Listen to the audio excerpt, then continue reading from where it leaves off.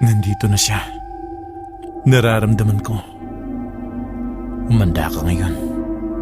Lumabas ka na dyan. Huwag ka na magtago. Alam ko nandiyan ka lang.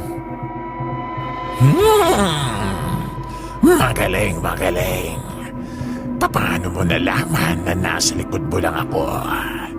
Pakiwari ko'y hindi ka isang ordinaryong tao.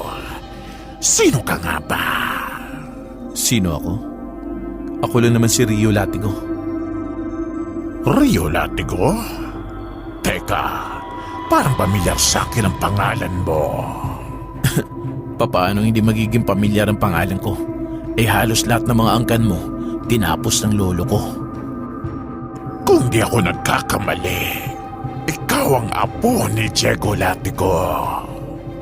Oo, ako nga. Pambihira. Akala ko nung namatay na si Diego Latigo ay wala nang susunod sa kanya. Meron pa pala. Oo nga eh, kaya malas mo lang. Ano bang kailangan mo kay Trina? Ba't mo ginugulo ang buhay niya? At ba't mo tinapos yung 5 katao na walang kalaban-laban? Yun ba? Ayoko lang na may kahati sa puso ng aking prinsesa na si Trina. Kaya lahat ng mga nanliligaw sa kanya ay tinatapos ko. Kagaya mo. Kawawang nila lang. Hindi kami ni Trina.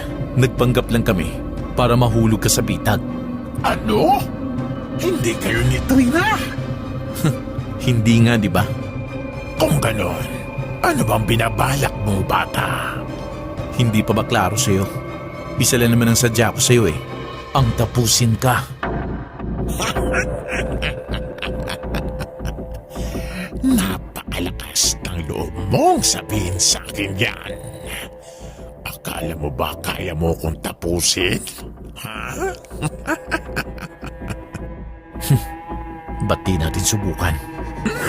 Masyado kang mayabang, bata. Kaya humanda ka sa akin. Nasaan siya? Bakit bigla siyang nawala? Uy, nasa likod mo lang ako.